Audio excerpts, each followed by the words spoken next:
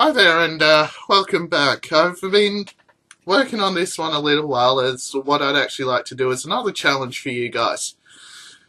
This was what I've technically called making it your own. And what I want to talk about here is all those times you've thought, I wish this was an RPG, because I want to tell you, it doesn't have to be. In fact, it doesn't even need to exist outside your own mind at all. What you're going to see in the section below is two documents that I've uploaded to my personal Dropbox. In these documents, what you're going to find are some worlds I created, and what I'd like you to do is tell me what you do with them. Do you agree with what I suggested for the rule sets? Why do you agree with those rules? And, well, what you think of the world itself. Now, as I said, this is about making it your own, and I'd like to suggest that there are two ways you can do this. The first is to look at it from a story point of view and find out exactly what you need from it, then look for that in the rules. For example, say I wanted to run a Mass Effect role-playing game. As far as I know, no system exists. What I can do, though, is I can look at the features I want in that game. My first feature would be limited life support. My second feature would be some sort of powered armor or some sort of mechanic which allows me to set this off-world and in very hazardous environments. My third would be something which has a very strong or a native military theme to the system.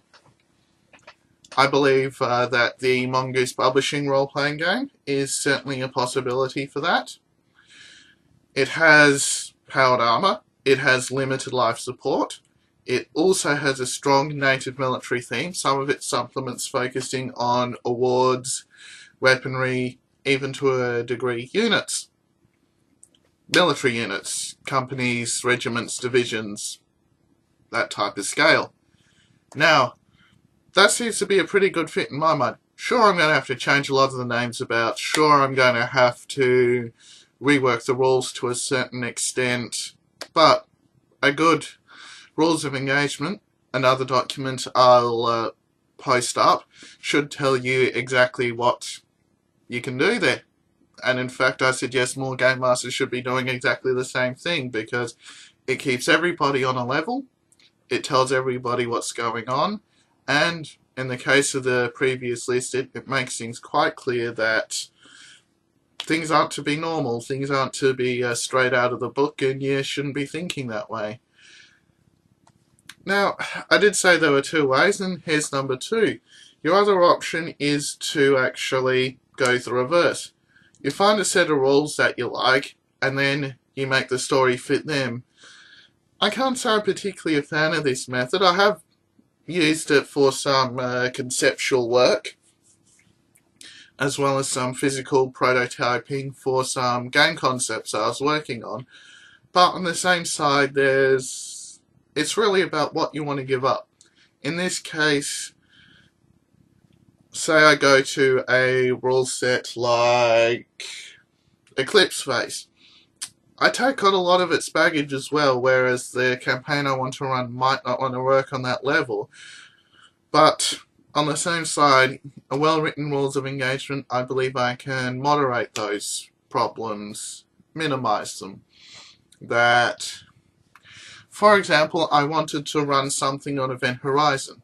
I know there are very few systems out there that deal with space, spaceships, fixing of those spaceships, and the psychological elements that are within that movie. I'd probably call to Eclipse Phase as my first point of call in this. Sure, Eclipse Phase does very much focus on the transhuman, but on the same side, its rules do... Sorry guys, hay fever. Its rules do have a focus on the very same elements I need to tell my story, and while I might be quite limited in what characters can do and how they can do it, that's not to say that there's anything wrong with the rule set to do it. As I was saying before, This really isn't my preferred way of doing things, because I'd rather come into something and go, is there a rule set that does what I want? Don't like this section, don't like that section. That's actually really good. Let's do it this way. A prime example of that would be a Spycraft campaign I hope to run in the future, assuming some things fall through and I can get some players together for it. Now, I've decided to use the Spycraft 1.0 rules for that, because this is very much to be about espionage, spies, sneaking, the odd bit of combat, and in my mind Spycraft 1.0 does it better. There's a few things in the second edition I don't like, yet it could work.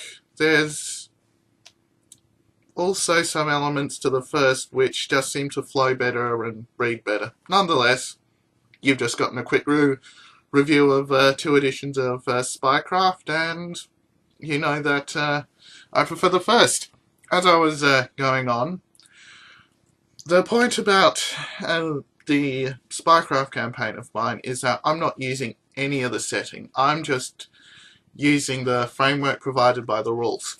And I'd like to see more game masters do that. More game masters not just run their own little fantasy worlds, but off of Pathfinder or Dungeons and Dragons, but write an entire world for their campaign. It truly isn't that hard.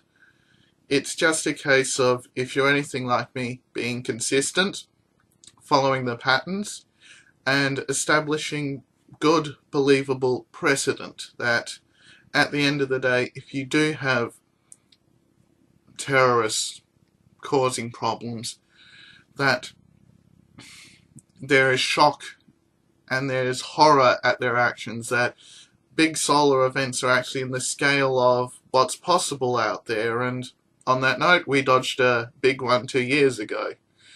Look it up. I believe a quick search on Google should reveal it. Nonetheless, you can create your own world, you can adapt your own world, you can look to Perfect Dark, Ground Control, the Necroscope series even. Those just being some of my personal favourites. It's a case of, do you want to play around with them and finding people that share that belief? Don't be put off by feeling like you're never going to run anything. I've run nothing but fantasy, and I'm hoping to break that pattern soon. Nonetheless, as a final part, I'd like to return to this challenge. As I said, you'll notice a couple of documents down there. The rules of engagement, that's very much sample. You guys don't need to worry about that. If you'd like to comment on it, go ahead. I'd appreciate to hear what you think. But for the 2 other documents, you're going to get some worlds I built. One is a very technological take on the 9 realms of Asgard, Midgard, Alfheim, Svartalfheim, etc. Norse mythology. That's a little more detailed at this point in time. Do you agree with what I've said? Why? Why not? What would you do differently? Can you spot all the nods I've made? The second one I'm a little more vague with. Normally it's post-apocalyptic, but a little part of me says let's try and see it from the other side. Read that. Tell me what you'd do in terms of the story.